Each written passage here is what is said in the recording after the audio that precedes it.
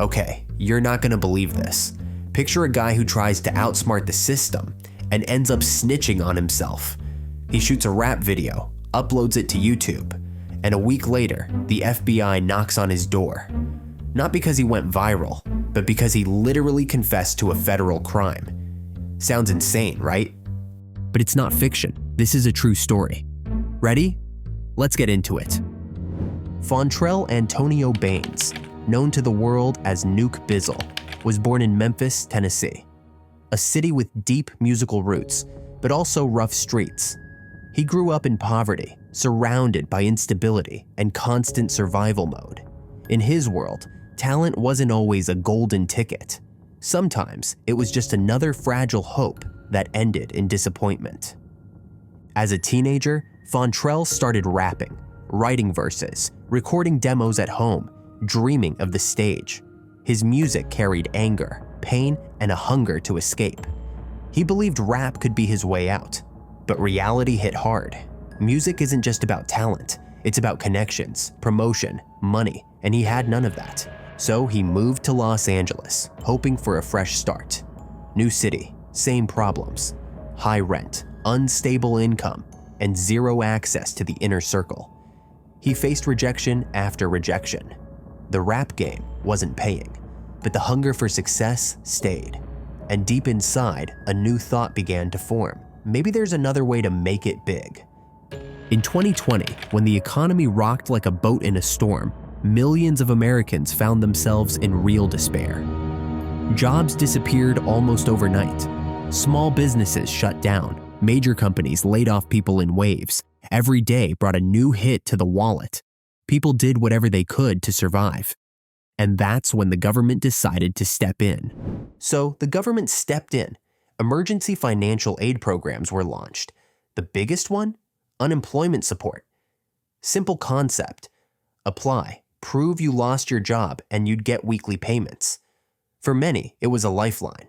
For others, a loophole. Nuke Bizzle wasn't an accountant, but he saw what no one else dared to exploit. The system was rushed. New rules came fast. Verification was loose. That meant it was game on. He had a plan, and to him, it was genius. Don't submit one application, submit dozens. Not in his own name, but in the names of fake people, or better yet, real people with stolen identities. Data you could buy from the dark corners of the internet. What was meant to be a support system turned into an ATM. You just had to press the right buttons. What Nuke Bizzle pulled off sounded like something out of a heist movie, but really, it was just math. One fake profile equals one application. One application equals a few $1,000s. 10 profiles, tens of thousands. 100, you do the math. He teamed up with others. They had lists of real names, addresses, and social security numbers. Some were bought online, others collected through shady online forms. Everything looked official: electronic filings, debit cards, mailing addresses. But behind it all, no real unemployed person, just fraud. Their favorite target was the EDD, the Employment Development Department of California. That's the same agency Nuke would later rap about in his infamous video. To make it work, they built a whole infrastructure. Dozens of prepaid cards, rented mailboxes, faked documents, all to look like just another average citizen in need. The system barely checked, so the money flowed. In a matter of months, the crew hauled in over $1.2 million, and they lived it up. Luxury clothes, flashy cars, gold chains, but above all, that rush of feeling unstoppable, like they beat the game. But with every new claim and every new dollar, they became easier to spot, because the higher you fly, the harder you crash. All right, now buckle up, because this is where it should have ended. The money was in, the scam had worked, and Nuke could have just laid low. But no, that wasn't enough. Nuke Bizzle didn't just want the cash. He wanted recognition, clout, social media immortality. So he shot a music video. The song, titled EDD, after the very agency he had scammed. And in the video, he straight up brags about it. Stacks of cash, debit cards flashing, fake unemployment forms waving around like props. And the lyrics? You sell dope? I just scammed the government. No metaphors, no hidden meaning, just a full-blown confession set to a beat. A rapper who had pulled off one of the boldest scams of that time, now spilling all the details himself. People couldn't believe it. Was it real? A joke? A social experiment? The video blew up. Thousands of views, shares, comments. Some laughed, others called it suicidal. But one thing was clear. It wasn't just fans watching anymore. The feds were watching too. To the FBI, that video was a gift. Every frame, every line, a breadcrumb. It was like Nuke left them a treasure map to his own downfall. Agents connected the dots. They traced banking records, IP addresses, mailing locations where the cards were sent. And meanwhile, they scrolled through Nuke Bizzle's Instagram, where he flaunted his Gucci fits, stacks of cash, luxury cars, and wild parties. He wasn't hiding. On the contrary, he was broadcasting, living a life far beyond what a struggling rapper could afford. For the feds, that was all they needed. One morning, the knock came. "Mr. Baines, we have a few questions." And guess what the first piece of evidence was? That very same music video, EDD. He made their job easy.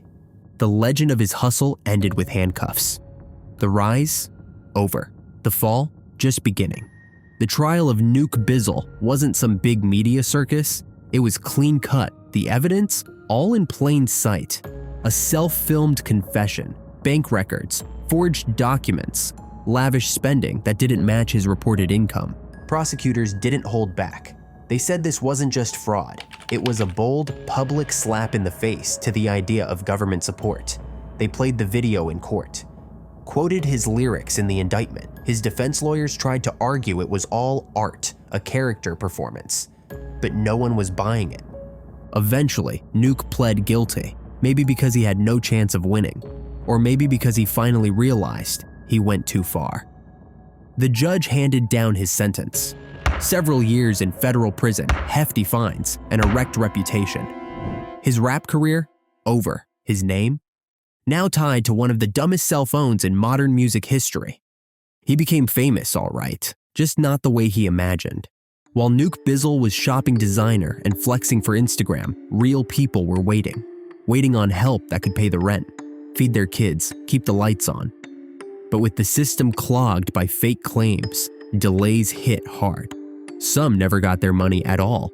His crime wasn't just theft, it was betrayal of trust, of public faith. He turned a safety net into a personal ATM, and people noticed. After this case, confidence in the system dropped, and future aid came with stricter checks. Who paid the price? The people who needed help the most. His scam forced policy changes, more oversight, more paperwork, but it came too late for many. Nuke wanted to be a symbol of street hustle. Instead, he became a cautionary tale, how one selfish move can break the system for everyone else. This isn't just a story about a rapper. It's a story about choices, about consequences, about how chasing fast money can wreck your future. Nuke Bizzle had talent. He had a voice. He could have built something real, inspired people, made a name the right way, but he chose the shortcut, and it led straight to a cell. His song EDD wasn't a victory anthem. It was a confession, a last verse before the silence.